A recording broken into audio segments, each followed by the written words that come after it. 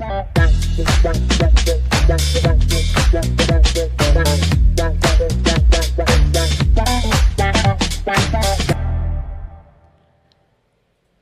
aí, pessoal, tudo bem com vocês? Sejam todos muito bem-vindos ao EriCast, o podcast da sua jornada extraordinária. Eu sou a jornalista Érica Vandenbroek e hoje temos um tema que é muito polêmico, mas que precisa, sim, ser debatido por toda a sociedade. A liberação pelo Supremo Tribunal Federal de até 40 gramas de maconha para porte. O que você acha disso? 40 gramas, alguém que está portando 40 gramas, você sabe a quantidade? Ó, mais ou menos um tanto assim. Ela vai estar portando isso para consumo, minha gente?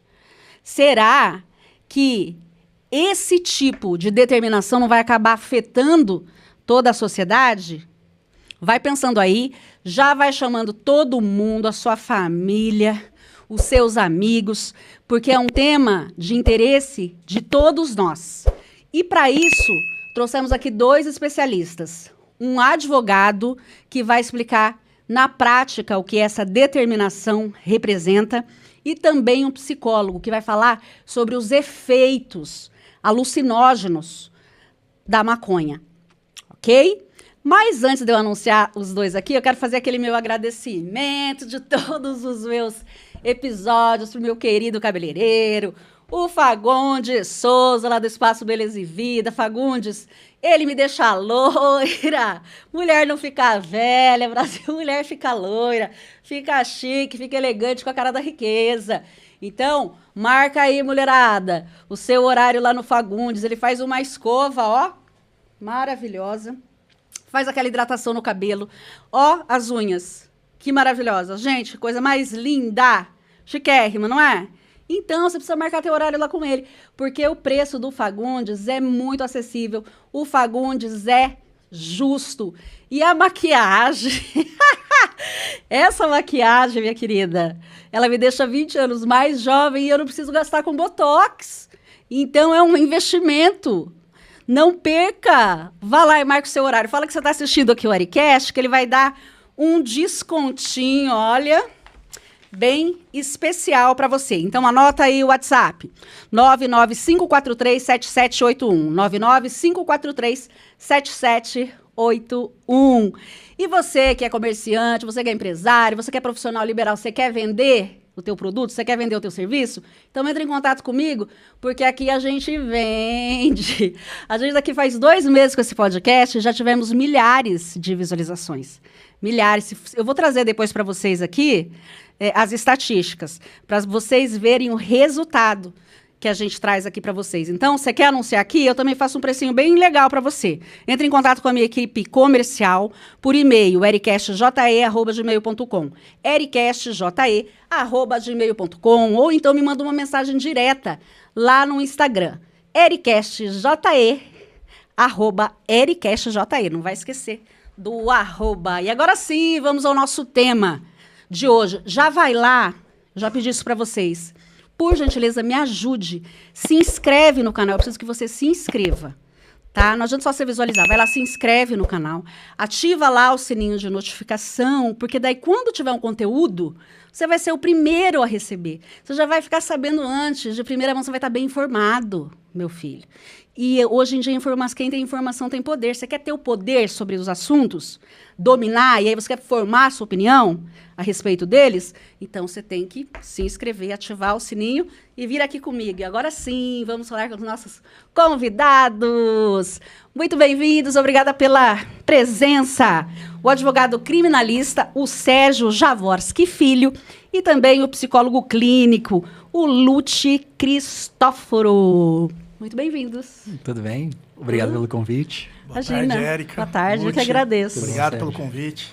Que bom que vocês estão aqui, que aceitaram. São referências. Gente, eles são referências. São pessoas que são especialistas nesse assunto que a gente vai debater, tá bom? Então, vamos começar aqui, doutor, falando com o senhor. Para o senhor explicar na prática, para a gente que é leigo, o que significa essa decisão do STF? Tá, correto. Primeiramente, é importante que todos entendam que não houve uma liberação de Sim. drogas pelo STF. É uma descriminalização? Descriminalização. Qual que é a diferença? Depois o senhor explica, por gentileza. Claro. Primeiramente, nós tivemos o quê? Nós tivemos uma despenalização, que foi retirar a questão da aplicação de uma sanção penal ao usuário. Pela lei antiga que nós tínhamos, existia uma penalização de 6 meses a 2 anos de detenção ao usuário. E aí, até por uma questão aí, de estudos criminológicos, entenderam que o certo seria retirar a pena. Né? A partir disso, continuou sendo criminalizada a conduta, porém aplicadas medidas ali, que socioeducativos? Cursos. Não seria socioeducativo. Tá. Seria simplesmente de uma advertência a respeito dos efeitos maléficos que a droga pode causar ao ser humano, participação em cursos e, à época, também havia a possibilidade de prestação de serviços à comunidade. Sim. Né? E agora nós tivemos a descriminalização, o que não significa liberação. Qual a diferença? A descriminalização simplesmente deixa de ser um fato criminoso, mas continua sendo um ilícito jurídico, mas administrativo. Então nós tiramos esta conduta ilícita da esfera criminal, trazemos ela para uma esfera administrativa. Né? Sim.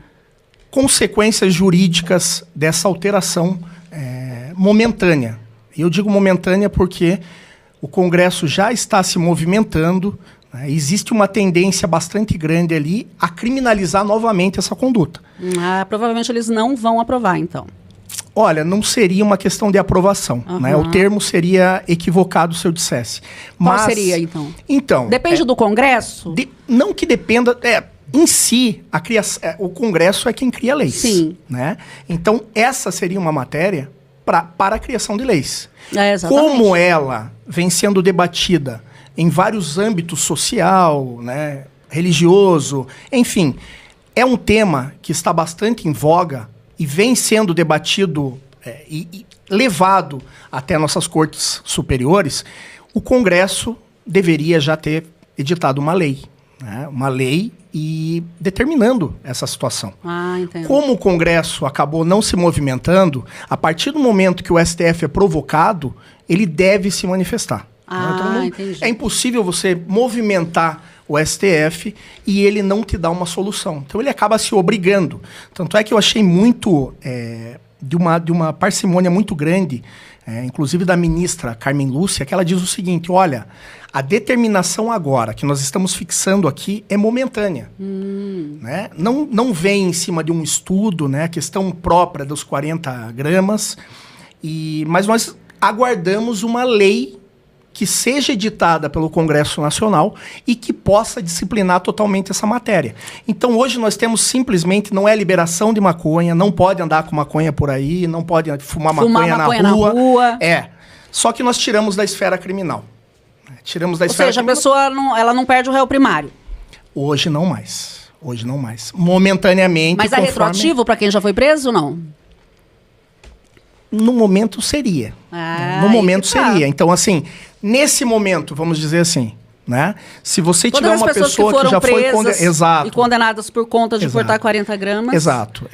Não que pode ser livre, porque ela acho que já não estaria presa, mas não pode constar, vamos dizer, uma pessoa... Como réu primário. Não pode, não como reincidente, no caso, né? Ela seria ré primária hoje. Sim. Né? Inclusive, tem uma determinação dos próprios ministros para que seja feito pelo próprio CNJ um mutirão. Entendi. E que possam analisar essa questão agora dos que estão sendo presos. Dos que já estão presos e dos que estão respondendo o processo. Mas é algo provisório, né? Não tem um caráter definitivo.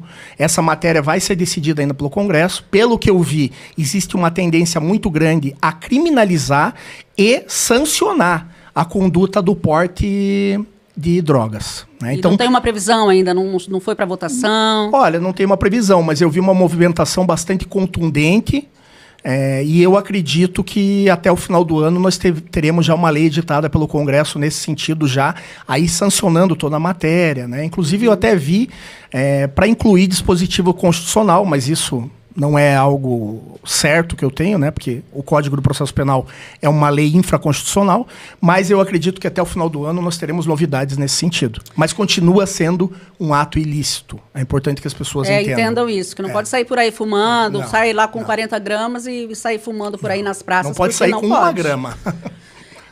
Mas se estiver portando até 40, não vai para cadeia. Depende.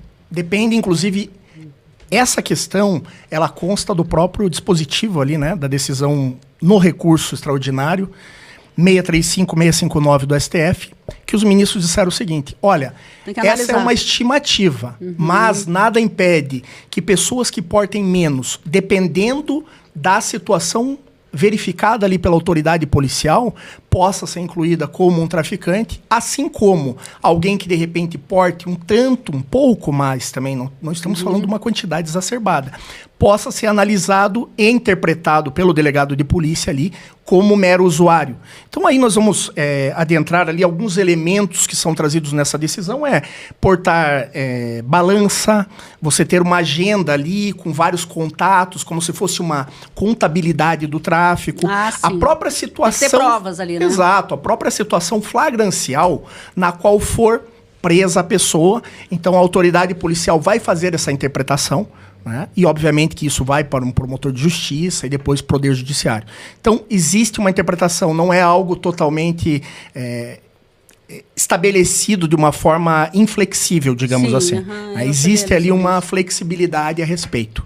E aí cada caso vai ser analisado individualmente. Exatamente. Mas o senhor, assim, não é uma quantia, no seu entendimento, muito alta para a pessoa estar portando até 40 gramas de maconha? Olha, existiu... Para uma pessoa que consome, estar pela rua com até 40 gramas, mesmo que ela não esteja fumando, que ela não esteja para não é uma quantidade muito grande no seu entendimento? No seu entendimento? Porque eu que sou leiga, eu vi assim, o que é 40 gramas é muita coisa para o porte.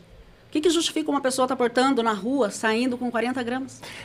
Eu confesso a você que eu não vi ainda a quantidade, digamos assim, nas minhas mãos, para saber o quanto seria. Mas essa questão ela causou um debate muito caloroso entre os ministros, né? Mas também muito cordial também.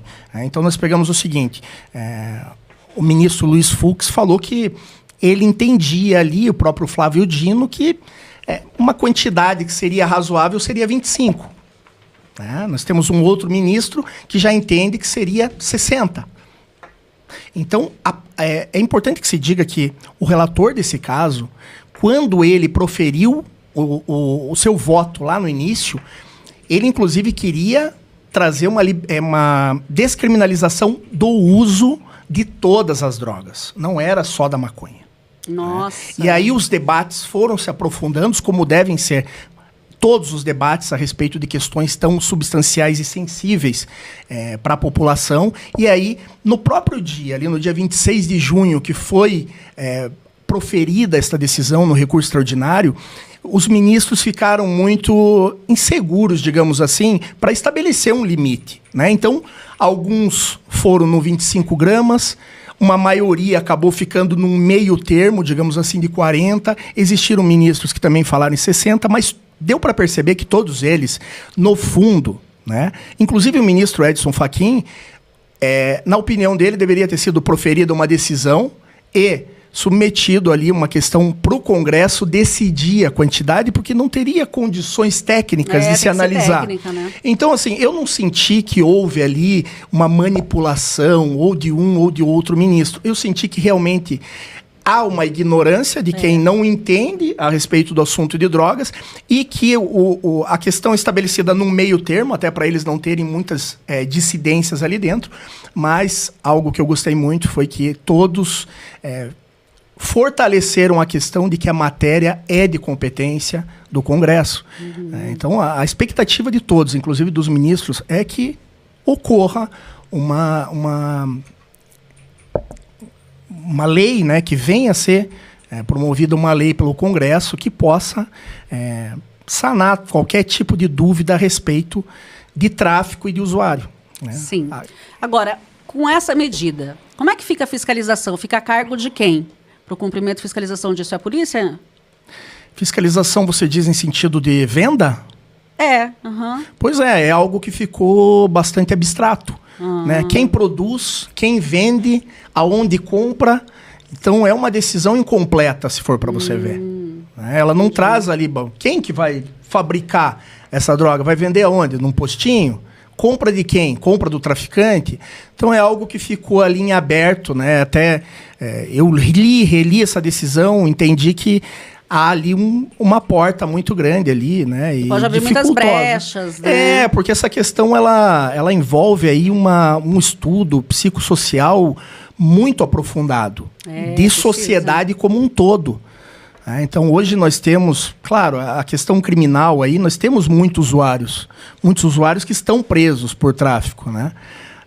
Mas precisa haver um estudo mais, uma participação, digamos assim, de organismos sociais, como um todo, para aflorar, né, essa questão. E não foi muito precipitada, então, essa decisão? Eu não considero precipitada no seguinte sentido. A decisão deveria ter sido proferida. A partir do momento que o STF é provocado, ele não pode também eternamente segurar um caso. Isso aqui é desde 2015, nós estamos, né? Mas eles já poderiam, pelo menos, ter pesquisado a quantidade, ter feito algum estudo técnico, né? Poderia, com certeza. Porque é muito tempo, né? Sim. Assim, quase 10 anos. É bastante tempo. Aí um fala que acha que é 60, o outro fica no achismo. Nós tivemos alguns pedidos de vista ali. Um dos pedidos de vista foi de 2017, que ele volta a julgamento em 2023. Então, se for para considerar, durante 6 anos ele ficou absolutamente parado, né, esse recurso extraordinário dentro do STF. Mas uma hora teria que acontecer a decisão. E aí, hoje, né, lamentavelmente, também não quero adentrar muito a esse assunto, mas existe um conflito ali entre o STF e o Congresso. Então, um ali acaba provocando a ação do outro. E eu acredito que tomaram partido dessa questão, falaram, vamos julgar, mas com certeza já sabia que viria um contra-ataque, digamos assim, do Congresso para, olha, essa matéria é nossa, nós não vamos admitir que o STF possa querer impor aqui uma condição que somente pode ser estabelecida por lei, e aí a gente acaba ficando numa guerra de braço aí que é complicado até mesmo para a população, porque nesses períodos, digamos assim, mesmo que sobrevenha uma lei futura, né, nós vamos ter um período aqui que está descriminalizado. Então, todas as pessoas que forem presas nesse período vai ter que aplicar o entendimento do STF. Exatamente. Porque você não pode retroagir, né, maleficamente uma lei penal que venha a ser publicada, digamos, em janeiro de 2025. Você não vai poder pegar essas pessoas que ficaram nessa janela. E isso acaba comprometendo a questão de segurança jurídica, né? É bem complicado em termos técnicos, assim, para quem trabalha. Pode abrir alguma brecha daí ou não?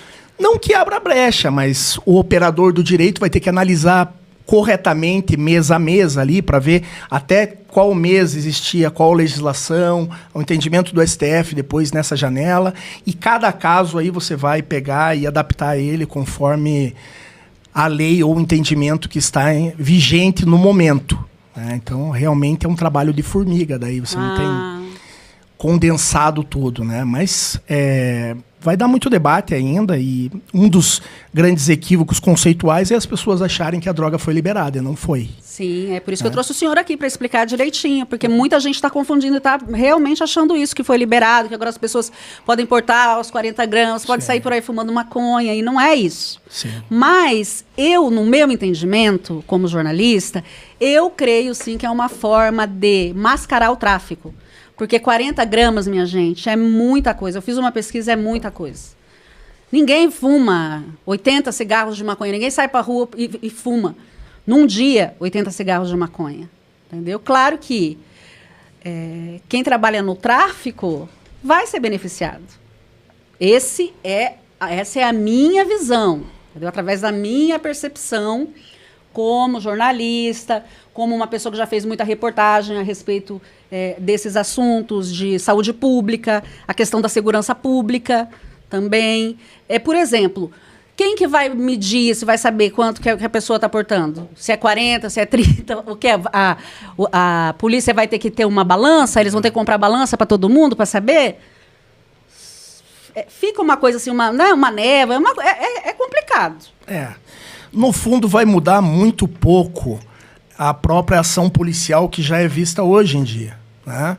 A autoridade policial, acredito eu, né, em sua maioria, já atua com uma parcimônia muito grande em relação a isso, analisando elementos ali contextuais que possam indicar se existe ou não o tráfico, né? Então, comumente nós encontramos em processos criminais a apreensão de balanças, né, de anotações, ou até mesmo ali uma questão de... Mas na rua a pessoa não vai levar isso para balançar. Por exemplo, assim, ó, eu tô falando num caso assim, doutor, ó.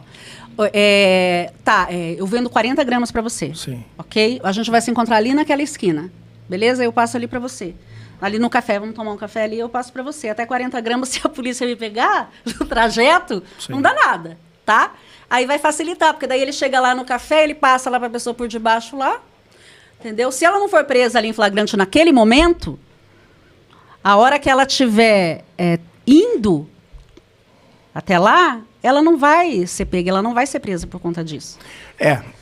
Existe esse risco, obviamente, porém a autoridade policial também tem a parte de inteligência, né? A polícia civil, a própria polícia militar. Então, ninguém é tão novato assim para eles. Eles já vêm acompanhando movimentações. Mas isso pode regiões... surgir novos claro, traficantes, entendeu? Claro, para certeza. Usar essa. Com Eles chamam de certeza. aviãozinhos, né? Os aviãozinhos. Eles falam, nossa, Claro. agora eu tenho aqui mais uma forma de ganhar dinheiro. Sim. Eu não estou falando do traficante que a polícia faz, do serviço de inteligência do grande traficante, sim, né? Sim. E eu acho que aqui é o grande risco para a sociedade, né? De você acabar cooptando, assim, pequenos adolescentes. Sim, né? as crianças jovens, na frente tal, da escola. crianças, para falar assim, ó, carrega aqui para mim 40 gramas, que não não dá vai acontecer nada. nada. Se você for pego, eles só vão apreender a droga, vão te dar alguma apreensão ali, né? Alguma justificativa administrativa, né? Mas não vai acontecer nada com você, ainda mais sendo menor de idade, né? E a gente te dá um dinheiro aqui, entendeu? Dá um E te troco ajuda. ali e tá tudo bem. E daí vai fazer com que muitas crianças acabem convivendo com isso, né? E achando Muitos que é adolescentes normal. achando que é normal. E eu acho que isso vai estimular o uso. O uso vai, com certeza. Eu creio também, eu concordo. Uma das questões ali, até muito bem pontuadas por você, como vai funcionar. Sim. Então, nós temos ali, quando uma questão de tamanha relevância assim, é decidida pelo Poder Judiciário, ela tem que vir acompanhada, né, de outros elementos para que possa também viabilizar, digamos, a própria decisão. Né? Porque não é só usar. Para usar tem que comprar. Para comprar tem que Sim. produzir. Quem vai produzir? Quem vai vender? Onde vai vender? Né? Qual quantidade é possível? Qual vai ser o sistema que vai ter de controle? Porque em países europeus, né, ou propriamente aqui no Uruguai, que nós temos uma decisão... Desculpa, uma decisão não. Nós temos uma descriminalização e liberação ali, né, até de porte de 40 gramas. É importante que se pontue também. A decisão do STF, ela copia o modelo do Uruguai, que foi o primeiro, em 2013, que viabilizou 40 gramas. Então, é meio que uma cópia importada, sabe? Que nós pegamos, Sim. não no sentido de liberar, mas no sentido de que, se lá é 40 gramas, já vamos aplicar aqui. Entender então, que 40 gramas é o usuário e não usuário, o traficante. exatamente. Mas quem governa o Uruguai? Qual é a linha dele? Qual o partido? Concordo. Qual a ideologia? Tudo isso, gente. Eu tem que estar concordo. implícito. Sim, eu concordo contigo até mesmo no seguinte sentido, que nós, pelo menos eu acredito nisso, né? Não sou o senhor da verdade, mas eu acho muito temerário importar qualquer tipo, né, de Porque é outra programa. cultura. Exato. Mesmo o europeu, eles têm outra vida, eles são muito mais antigos que nós, já passaram por muitas outras experiências. Eu acho sempre bastante positivo você experimentar, né, dentro de uma viabilidade, digamos assim, até fugindo da questão de drogas, mas você tentar dar passos no próprio legislativo que você analise a questão do movimento social e possa ou prosseguir ou recuar. Porque tá tudo certo. São experiências próprias. Nós não podemos pegar referências internacionais, até porque nós vamos dizer os Estados Unidos. Os Estados Unidos, eles estão numa tendência de liberação. E olha o que está acontecendo lá em tantos estados e cidades. Não, é só pegar a Califórnia. Pega lá a Califórnia, quanta gente morando na rua. Exatamente. E agora nunca teve tanto crime e tanta gente usuária de drogas pesadíssimas. Sim. Um dos meus irmãos mora em Los Angeles faz 11 anos e o que aconteceu lá com a liberação, né, das drogas nesse sentido fez com que o caos social fosse absurdo. Você vê muito morador de rua com aquelas barraquinhas de campo e tal. Eu vi. Ruas que são, né, lindas no centro da cidade, no downtown. Eles ali se drogando na frente de todo mundo. Porque até o uso, né, ninguém recrimina o uso público do negócio, da droga, então virou um caos social. Virou um caos social. A questão até do a questão furto da nas lojas. Pública, sim, né? As pessoas entram nas lojas, até isso, uma coisa vai levando a outra, né? Eles descriminalizaram os pequenos furtos. Pequenos furtos, se eu não me engano, era até $900, se eu não me engano. Então, você entra numa loja e você faz um furto de $900, você não vai preso. Entendeu? Você é repreendido só, se a polícia pegar, você devolve, mas a pessoa não vai presa. Eu acho que é o mesmo entendimento de ser pego com 40 gramas de maconha. Você não vai preso, tudo bem, porque você teoricamente pode ser um usuário, então não vamos desencarcerar todo mundo, né, para não ter essa superlotação nas prisões e tal, porque, poxa, se é para prender, prende o traficante. Mas se tem traficante, tem o usuário. Então, como é que vai ser feita essa conta, né? Sim. E a questão da descriminalização dos pequenos furtos vai no mesmo entendimento, sabe? Agora, se a pessoa estiver roubando para comer, aí vai para cadeia. Experimenta roubar sei lá, meia dúzia de pães na padaria. Pronto, deve ser criminoso. Entendeu? É complicado essa discussão, tem que ser, como o doutor falou, tem que ser bem ampla. Tem que ser muito ampla, tem que decidir, como falou, quem vai vender. Quem vai regulamentar isso? O Estado vai recolher impostos sobre isso para daí aplicar medidas socioeducativas, tratamentos nas pessoas? Geralmente não, né? Porque o que eles estão facilitando é o tráfico. Obviamente é o tráfico. Entende? Tá, tudo bem, não precisa prender um pequeno usuário. A pessoa fuma lá o seu baseado para relaxar e tudo mais. Tudo bem. Só que 40 gramas, ninguém fuma 40 gramas num dia. Eu até estava vendo um outro estudo que 40 gramas pode variar de 40 a 80 baseados, né? Cigarrinhos de maconha. Mesmo que sejam 40, mesmo que as pessoas façam um cigarro de maconha com uma grande quantidade, ninguém fuma 40 baseados num dia. Sabe? Não aguenta, média, né? o estudo, o cérebro assim, não aguenta. Não aguenta. A média, né, que a estatística mostra que geralmente um usuário, né, até dependente, sendo maconha que fume todo dia e tal, fuma em média entre 5 e 15 no máximo baseados num dia. Não fuma tudo isso. A maioria fuma até 10, 8 ali num dia. 40 gramas é muita coisa. Então, dificilmente a pessoa tem aquilo para usar num dia. Ela pode até justificar. Não, mas eu comprei isso aqui para usar um mês. Só que então daí tem que entrar. Pô, mas quantas vezes ela... Tá, você comprou, mas você comprou onde? E isso quantas aqui? Quem vezes? foi que te vendeu? Exatamente. É uma discussão muito ampla. E essa pessoa ampla. que te vendeu é o traficante? Então ele tem que ir pra cadeia. E daí vem a minha pergunta assim, se a polícia então, de para... qualquer Se não é o forma... governo, né, que está Exato. providenciando Então, de uma de qualquer forma... forma, precisa regulamentar. Precisa. Se a pessoa é pega, daí a minha pergunta é assim, a polícia vai lá e pega um usuário com 40 gramas. Ah, não é traficante, é usuário. A polícia vai poder perguntar, tá, mas de quem você comprou? A pessoa vai ser obrigada a demonstrar quem foi o fornecedor? Denunciar não Provavelmente vai, né? não vai. Não vai. E não vai nem ser obrigada, né? Também. Sim. Claro. Ficaram muitas lacunas no caso, né? Ficaram.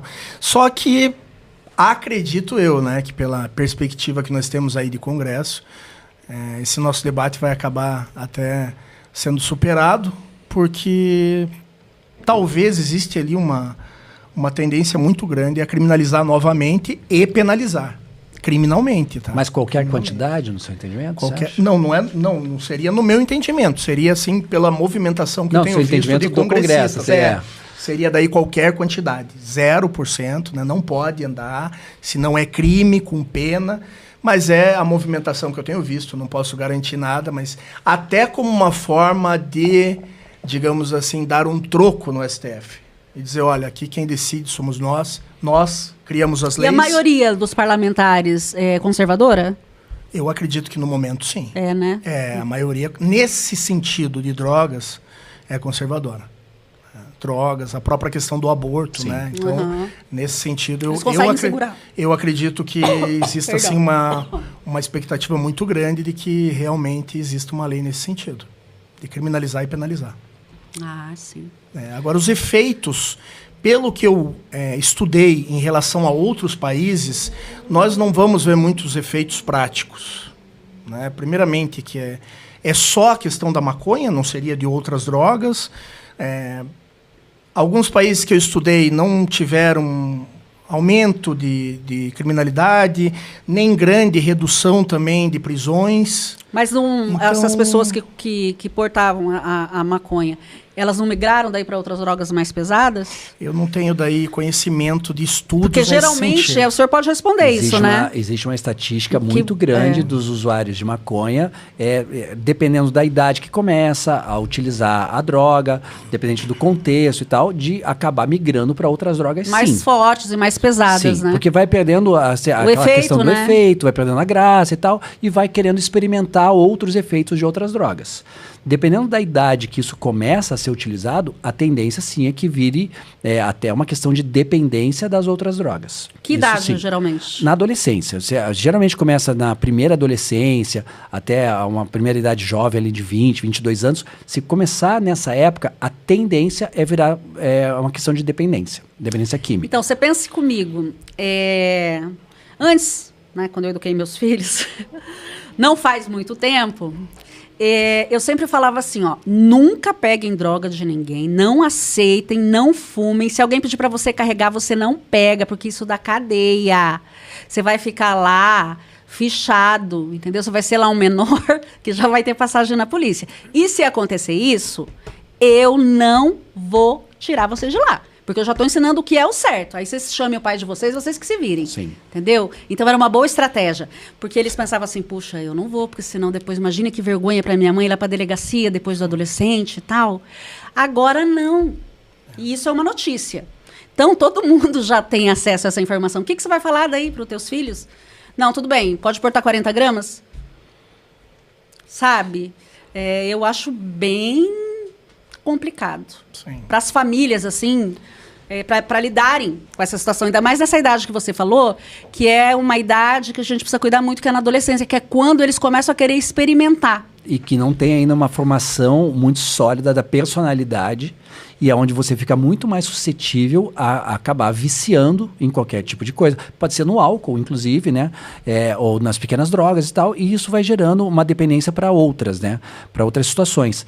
Então, é muito difícil você controlar, né, o comportamento de um adolescente de uma forma futura, até porque ela não tem ainda a formação estrutural, cerebral, assim, da personalidade dela. Entende? Isso vai afetar a formação totalmente. Vai afetar o futuro, com certeza. Inclusive, influencia já na adolescência ali a questão da concentração, da questão do estudo, né, da performance acadêmica. Tudo isso influencia. E depois, que adulto vai virar, né? Se você já tiver um desempenho escolar deficitário já na adolescência, que adulto vai ser, né? Que tipo profissional vai ser? Né? Sim, então a tendência é que você seja um profissional muito aquém daquilo que você poderia ser. E olha isso vira uma bola de neve. Gente. Vira uma bola de neve. Claro que existem usuários que conseguem ter um controle maior. Claro que tem gente que fuma lá um baseado ou 2 no fim de semana e consegue ter o controle, assim como tem gente que usa álcool, toma uma taça de vinho e não fica enchendo a cara toda vez. Porque são estruturas mentais diferentes. Mas só que a maioria está suscetível a entrar num vício. E o estrago familiar, inclusive, não só para o próprio indivíduo, porque todos adoecem. É gigante. É gigante. É gigante. Vai a família mesmo. Porque a família é o que mais sofre. O quê? Você tem que pegar e internar. Se é comigo, eu faço o seguinte, não importa a tua idade. E a internação não pode ser compulsória mais, né? A internação agora tem que ter... A autorização do menor? A autorização... Não, quando é menor, não. Quando é menor ainda pode. Mas quando é do maior, ele tem que... E antigamente podia, né? Desde quando que mudou isso? Não sei, é recente. É recente? Acho, né? Faz um tempo já. Faz um tempo. Eu não sei se está em questão de legislação, né? Mas até pegando um gancho aí do que vocês estão falando, tem uma entrevista que eu vi recentemente até do Diego Maradona, que ele diz o seguinte: que jogador nós perdemos, né? Porque, em relação a ele usar a cocaína. Que Sim. jogador nós perdemos? Porque se eu não tivesse usado a cocaína, o que eu poderia Ter ter feito feito. pelo esporte? É verdade. Então, assim, eu não tenho muita noção porque nunca fiz uso, né, de nenhum tipo de psicotrópico. Mas, né, nós temos relatos como o dele mesmo, né, Sim. um grande jogador que até hoje dizem que talvez tenha sido o segundo maior de todos os tempos, e ele próprio assumir isso, né, era uma época Teve essa que percepção. essa percepção, ele estava em tratamento, ele disse que jogador nós perdemos para cocaína. Teria sido o primeiro. Teria sido o melhor, porque Não, ele era tem vários muito bom. E não precisa ser só no esporte, né? A gente tava falando de música antes, né? Música. As bandas, né, de rock dos anos 80 no Brasil, várias delas acabaram por causa do uso Das de drogas, drogas. Por exemplo, o RPM, que foi o maior sucesso, né, musical no Brasil, né, o maior sucesso de todos os tempos. A banda nunca mais foi a mesma e acabou por causa do uso das drogas. Eles mesmos admitem, né? Tem relatos nos livros, na biografia da banda e tal. Eles falam, a droga acabou com a nossa banda. Acabou com as relações, acabou com a produção artística, inclusive, acabou com o comportamento deles. Então, a droga devasta. As pessoas acham que é A maconha, que é uma curtição. inclusive, né? A maconha Claro também. que sim, claro que sim. Porque ó, a pessoa que fuma maconha, ela não fica mais preguiçosa, ela fica mais lenta, ela não quer saber de estudar, ela tem vontade de comer muito, não é assim? Sim, a tal da larica, né? E a pessoa acha que vai ficar criativa para compor, por exemplo, uma música, para escrever alguma peça de teatro, por exemplo. Tá, naquele momento pode. Só que o dano que vai ser da questão de morte de neurônios, assim, que todo mundo fala assim, não. É irreversível, não é? Claro que é irreversível, entende? Então, as pessoas acabam prejudicando a própria evolução, né, pessoal por causa do uso. Não tem como você achar que vai usar para sempre, vai ter sempre o mesmo nível de cognição. Não vai ter. Você vai ser uma pessoa mais preguiçosa, vai ser uma pessoa menos eficiente, seja na área que for, né? A pessoa acha que a maconha, a gente tava brincando até, mas eu fumo maconha porque eu estou muito ansioso. Eu falei, nossa, eu não sabia que agora a maconha é um remédio ansiolítico. Porque, na verdade, a maconha, ela causa ansiedade. Pode causar ansiedade, pode causar depressão. Pode, claro que pode. Porque qualquer droga, inclusive o álcool, é um depressor do sistema nervoso central. Entendeu? Então você baixa o nível da consciência e o inconsciente acaba assumindo, né, várias coisas e começa a ter as alucinações, que a gente sabe, né? Os comportamentos errados. Né? Não tem muito filtro aí a pessoa, não tem, né? Ela perde o filtro, perde justamente isso, né? O córtex pré-frontal que é quem deveria comandar as nossas ações, nossos comportamentos, ele perde o protagonismo na situação. Gente, isso é muito sério, porque aí às vezes a pessoa vai lá, faz sexo com alguém sem conhecer, aí não usa preservativo, aí acaba pegando uma doença. Nem lembra que fez. Nem lembra que fez, entendeu? Muita gente às vezes é até estuprada e daí nem lembra o que foi que aconteceu, porque usou droga, bebeu, né? E tem que se cuidar, não dá pra entrar nessa. Você que é jovem, você que é adolescente, olha, escuta aqui, nós que somos mais velhos, né? Que a gente já tem uma experiência de vida. Não entre, independentemente da liberação ou não, para que você seja uma pessoa brilhante, você não pode entrar em nenhuma droga, nem para experimentar. Porque você começa experimentando, aí depois você gosta e vai criando uma dependência. Aí depois, se você não usa, aí vai te dando uma abstinência. É porque é exatamente isso, né? Qualquer droga, ela traz um efeito para a pessoa que é um efeito prazeroso. Dá uma descarga de dopamina. Mas né? no começo também, né? Principalmente no começo, claro. Então a pessoa tem sensações que nunca teve antes, né? Aquelas famosas viagens e tal, começa a dar risada de qualquer coisa, começa a se sentir relaxado e tal. Só que isso, você tem uma descarga de dopamina naquele momento, só que da próxima vez que você vai usar, aquela quantidade que você usou para ter aquele mesmo efeito já não é mais suficiente. Então você começa a usar mais, e mais, e mais, e mais, e daí você se perde totalmente. Sabe? Aí você vive para aquilo ali. Vive para aquilo. Então, o que é importante? Que a gente diga para o jovem, né, principalmente, o efeito momentâneo talvez seja prazeroso. Né? Você tem uma sensação de prazer, uma ilusão de prazer. Só que a consequência pode ser drástica para o resto da tua vida. Para o resto da vida. Às vezes, uma gravidez indesejada, sim. Você é uma adolescente, aí não sabe nem quem é o pai, porque não vai lembrar, e aí aquela criança, você vai prejudicar a vida do seu filho. Ou uma pessoa que poderia ser brilhante profissionalmente em qualquer área, ela acaba sendo uma pessoa limitada. Limitada. E daí fica frustrada. Sim. Né? Fica. A questão é que ninguém conhece também até que ponto o seu organismo vai reagir a determinada substância. Porque cada caso é um caso. Cada caso é um caso. E eu concordo plenamente com tudo que vocês trouxeram. E na questão jurídica, eu diria assim que nós vamos um pouco além no sentido de autodeterminação. Então, eu acredito que o fator ali, né, se fosse promovida uma discussão, um debate qualificado a respeito da matéria, deveria ser no sentido da autodeterminação, né? Esses efeitos, essas consequências que nós estamos trazendo aqui, a meu ver, até certo ponto, parece que é muito da vida privada, até de uma escolha da pessoa, né? Agora, o direito ele tem que trabalhar no que a ação daquela pessoa pode trazer, digamos, um malefício social. Sim. Aí o direito vai ver Sim. e intervir, né? Então, por isso que vários setores sociais, organizações deveriam ser ouvidos, médicos mesmo, psicólogos, a respeito desses efeitos, até mesmo para promover campanhas sociais, porque o governo tem, qualquer governo, né? Ele tem essa obrigação de promover campanhas, porque a questão da droga é uma questão de saúde pública, independentemente de ser liberado ou não. Sim. É uma questão de saúde pública. Agora, já legalmente, nós temos que ver, sob o meu ponto de vista jurídico, até onde vai a autodeterminação de uma pessoa. Para daí tomar decisões, né? Porque uma pessoa, digamos assim, como exemplo, eu não tenho estudos técnicos, né, médicos no seguinte sentido, de que a maconha ela causa, vamos dizer, um retardo. Não tem estudo nesse sentido. Mas, mesmo que se existisse, ficaria no âmbito ali da independência da pessoa também, me parece, né?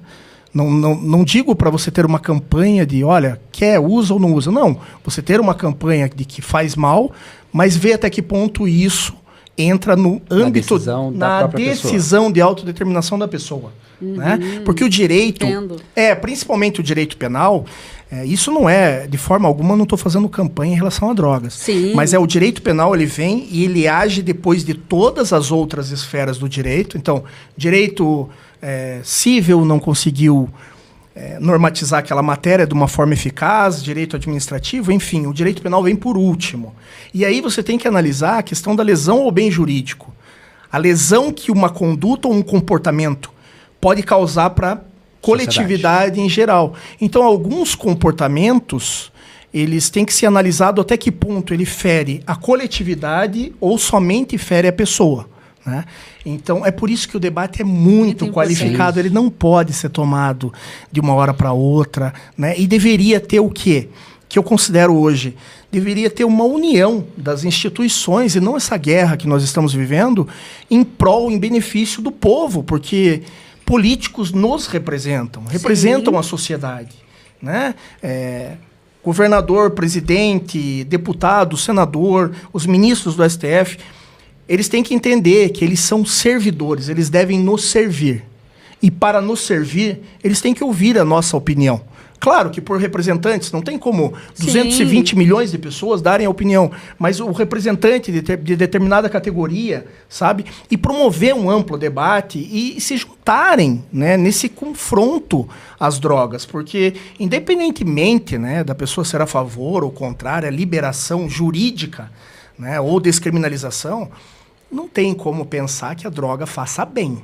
Exato. Isso não tem como, a meu ver, né? Posso estar muito errado. E essa questão também que você falou que perfeitamente que será que é uma decisão individual, né, do direito da pessoa usar ou não usar? É a mesma questão do cinto de segurança. Sim. Teoricamente, a pessoa poderia decidir, poxa, quero usar o cinto ou não quero. Claro. Só que se ela não usar, teoricamente ela vai morrer, né, sofrer um acidente. Mas e se não morrer? Qual é a consequência social? Vai para um hospital, daí vai ter todo um custo, né, de tratamento para o governo e tudo mais, vai tirar lugar de um outro paciente que poderia estar ali por outra coisa e tal. E com a droga é a mesma coisa, com o álcool é a mesma coisa. Até que ponto a liberdade do uso pessoal, né, eu faço o que eu quiser com a minha vida. Sim. Não estou nem falando de questão de sofrimento das famílias agora. Questão social. Até que ponto isso vai influenciar na sociedade como um todo? Na hora que essa pessoa não tiver o emprego, porque ela não quer trabalhar, porque ela virou uma pessoa totalmente largada, né? Que quer ficar usando droga o dia inteiro, e isso acontece direto. E até que ponto essas consequências vão trazer para a sociedade como um todo. Ou então, diferente, né? Que a gente estava falando da questão da Europa, por exemplo, onde na Holanda as pessoas usam droga e tal, e acaba não tendo uma questão de criminalidade muito grande. Claro, porque lá o poder aquisitivo é muito grande, então as pessoas têm condições de comprar a sua droga, lá num café daqueles, né? Para usar a droga e tal. Só que aqui, as pessoas que usam droga, elas têm essa condição financeira de ficar sustentando a dependência? Não tem. Então elas vão para pequenos furtos. É isso aí. Vão roubar um celular de R$5.000 para vender por R$200 para poder gastar esses R$200 em droga. Os viciados em crack, eles já fazem isso. Então a consequência social ela é muito grande. Até que ponto a liberdade de cada um fazer o que quiser da sua própria vida, o estrago quer estragar a sua própria vida, o problema é seu. Só que para a sociedade, o que vai refletir? Para a sua família, o que vai refletir? O que eu atendo de pacientes assim que as famílias sofrem as consequências, né, de um filho, né? De um filho que era brilhante, super inteligente, não sei o quê, só que daí por causa do uso da droga, a pessoa larga, a pessoa não quer trabalhar. A pessoa não quer fazer nada. Não quer fazer nada, entendeu? Ela quer ficar lá o tempo inteiro nesse torpor do uso da droga, e isso é o que dá o prazer, dá uma fuga da realidade, na verdade, para essa pessoa. Por que vai enfrentar, né, um chefe, uma carga de trabalho ali de 8, 9 horas por dia, se ela pode passar o dia entorpecida ali, viajando em qualquer ideia, né, sem produzir nada e sendo sustentada ou pela própria família ou pelo Estado, se for o caso. Você vê, em alguns países é o Estado ainda que sustenta essas pessoas, que dá ali uma mesada, né? Inclusive, exatamente. Sim. Estados Unidos. Dá um valor para que a pessoa possa sobreviver e ainda comprar sua droga, gente. Comprar a droga, exatamente. O Brasil não tem essa estrutura. Não tem. Não. Por isso que nós não podemos, copiar, como né? eu bem disse, ficar importando modelos sem ter qualquer tipo de estudo, porque, em primeiro lugar, Europa, quantos anos tem a mais do que nós? Né? E então, qual é o nível cultural, novos, né? Diferente do cultural, nosso. Exatamente. De consciência. Isso. Então, outra coisa também, olha a imensidão desse país. Né? Então, o Brasil dá quantos países da Europa? É um continente, né, gente? Olha continental, a diferença cultural em cada estado parece outro país. Exato, olha a diferença para você conseguir conduzir, de repente, um país ali que tem 200, 300 mil pessoas. O tamanho do Paraná é muito mais fácil. Você pega um São Paulo, a grande São Paulo já... Né? Quantos milhões de pessoas tem ali? Então é difícil, a nossa cultura é diferente. Não, eu estava vendo um estudo que é uma comparação estatística, que se Curitiba fosse uma cidade dos Estados Unidos, seria a 5ª maior cidade dos Estados Unidos em número de população. E você vê, Curitiba não é nem a 5ª, nem longe do Brasil, né? Você pega Curitiba aí com quase 2 milhões de habitantes, comparado com São Paulo, que tem, sei lá, 15 milhões, 16 milhões, Curitiba seria a 5ª cidade mais populosa dos Estados Unidos. Uau! Olha só. E se você pegar daí, a diversidade, né, cultural, educacional das pessoas, tal, quem está mais preparada para determinada coisa ou não, você não tem como controlar uma população tão grande e tão diferente, né, tão diversificada assim. Exato. Você não consegue controlar. É verdade. Eu tenho uma dúvida. Por exemplo, a pessoa que ela tem uma predisposição genética a doenças mentais, como a esquizofrenia, o uso da maconha pode trazer à tona essa doença? Pode potencializar? E como que isso acontece? Pode potencializar porque a pessoa pode acabar despertando esse gatilho, né? Se a pessoa já tem a predisposição. Se tem alguém da família, de repente tio, alguém, sabe? Claro, geneticamente. A pessoa tem uma fuga da realidade ali, a famosa viagem, né? E a pessoa às vezes pode não voltar. Por mais que a maconha seja a mais leve das drogas, teoricamente, ela pode sim desenvolver isso. Pode desencadear um efeito desses que a pessoa não consegue voltar para a realidade. Ainda mais dependendo da quantidade que ela usa, da frequência, do tempo ali de uso e tudo mais. Então, pode sim despertar alguma síndrome dessas e que não tenha retorno. A esquizofrenia é uma doença muito séria, muito grave. Sim.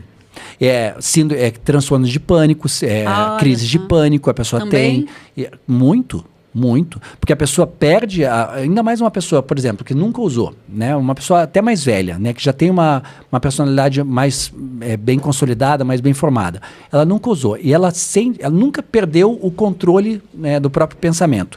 Ela usa a droga e ela perde o controle totalmente. Eu já vi casos disso, sabe? Que a pessoa usa a droga e ela entra num desespero tão grande de ter saído da realidade, de achar que não vai voltar mais, que ela entra numa crise de pânico gravíssima. Acho que vai morrer, né? Acha que vai morrer, às vezes até leva ao suicídio. De uma pessoa que não tem uma estrutura emocional bem formada. Nossa, não tem uma rede de apoio ali próxima, sabe? Então pode levar a situações muito graves. Então é um problema de saúde pública que afeta todo mundo, né? Porque eu não sei o que as pesquisas apontam em relação a essas doenças mentais, mas tem muita gente.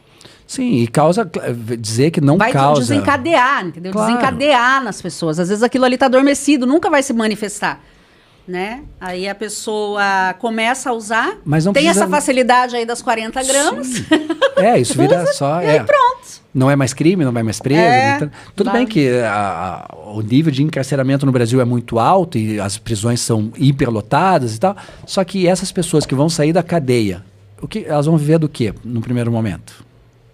Pois agora que está liberado momentaneamente os 40 gramas. Aí é mais difícil conseguir um emprego para essas pessoas, né? Que saem da cadeia. Ah, sim. É mais difícil, né? Essa reintegração na sociedade.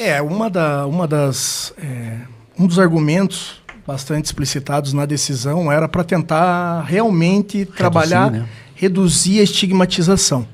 Para que as pessoas que são usuárias e acabaram sendo detidas ou cumprindo uma determinada pena não tivessem mais antecedentes criminais e isso não viesse a provocar ali, digamos assim, um efeito contrário à sua ressocialização, sabe? Então, digamos, retiraria esse contexto, né, de uso de drogas dos antecedentes criminais, possibilitaria, digamos assim, a pessoa a ter aquisição ali de um emprego, a se reestruturar socialmente.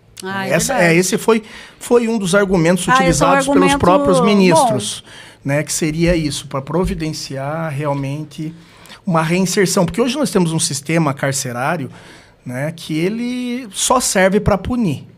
E aí nós temos uma problemática, porque uma hora essas pessoas vão retornar ao convívio social. E quanto pior você tratar elas, pior elas vão voltar.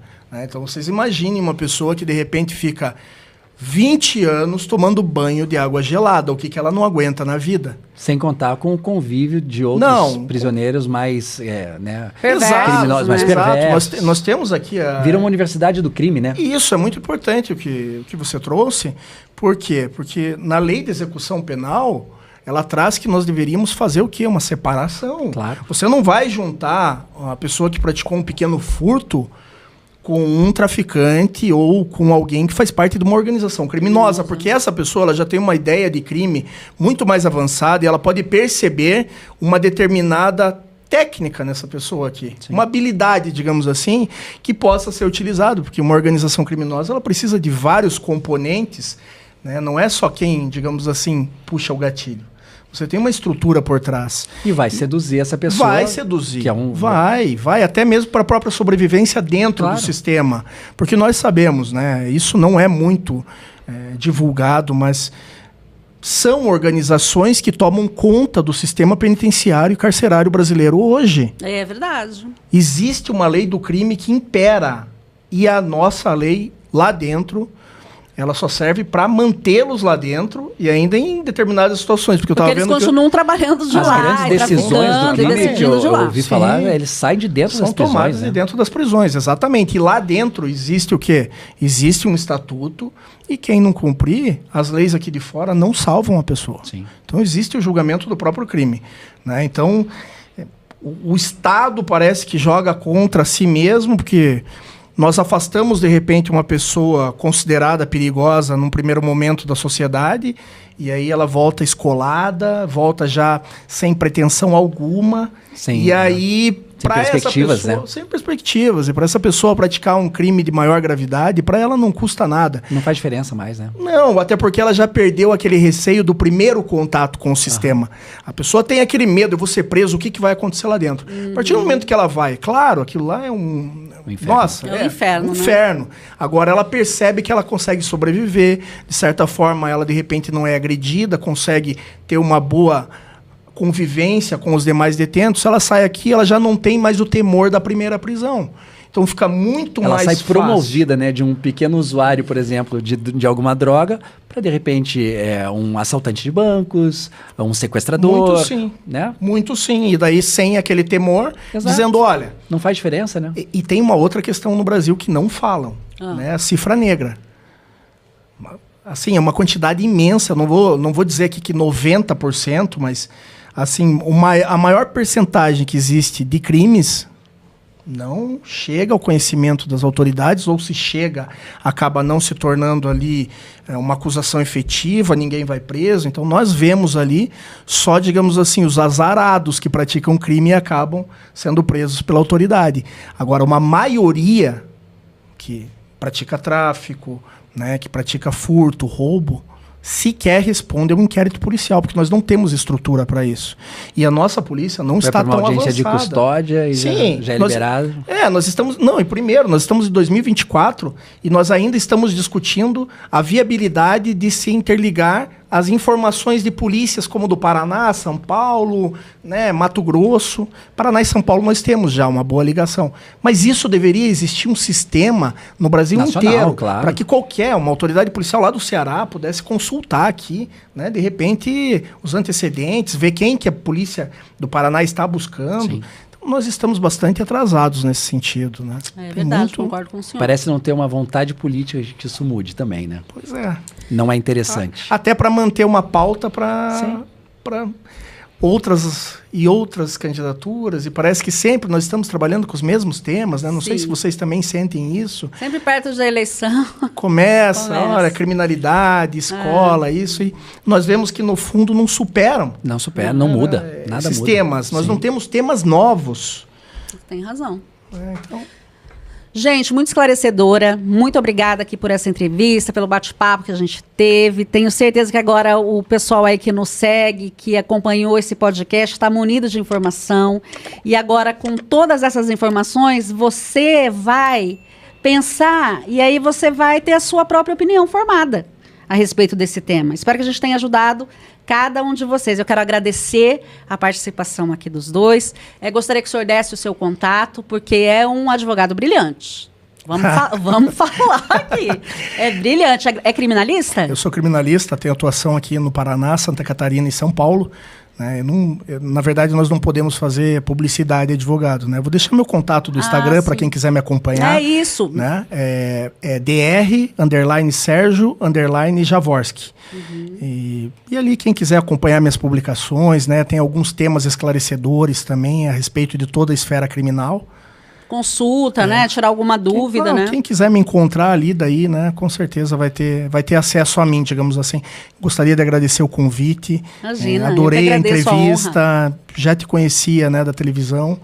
E parabéns, que seja muito mais sucesso ainda seu podcast. Ai, muito obrigada, amém. Um prazer em conhecê-lo também. Né? Prazer também com o Dr. Sérgio aqui, foi muito bom. A gente conversou antes, né, da nossa conversa aqui, do podcast, e nós dois somos corintianos. Exato. E como o doutor é advogado criminalista, eu quero perguntar aqui, não é um crime que o Corinthians está fazendo com a gente?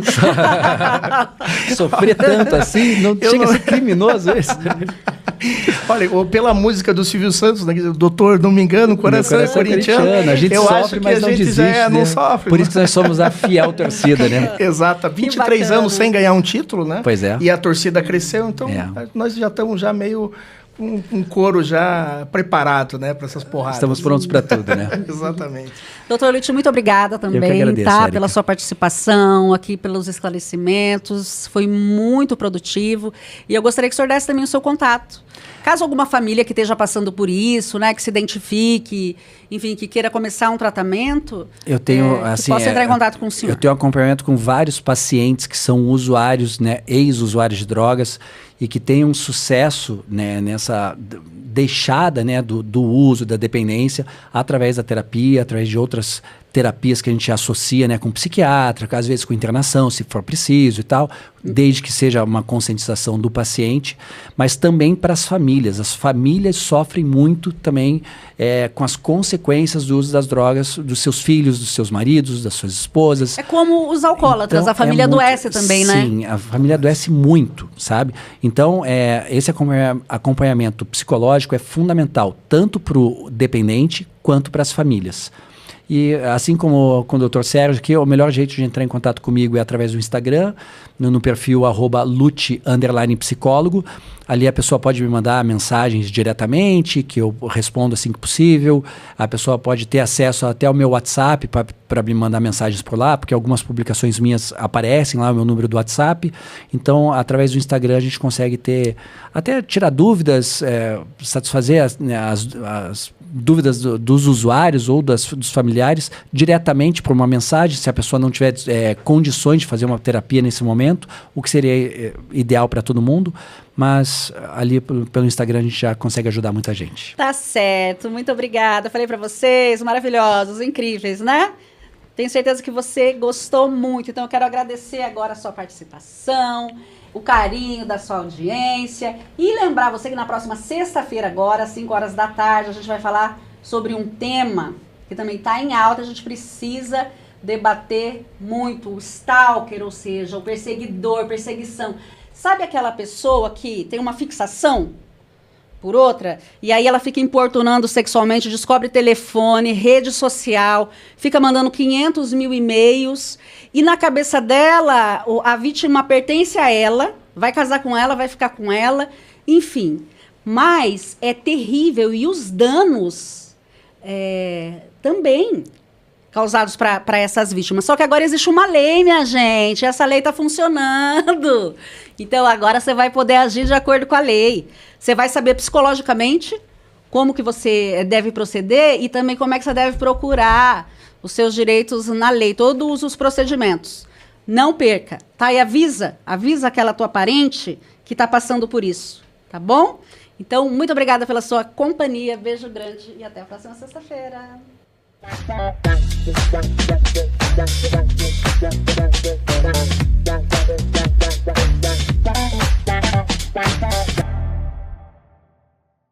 Este podcast foi transmitido e editado por AC Video Produções.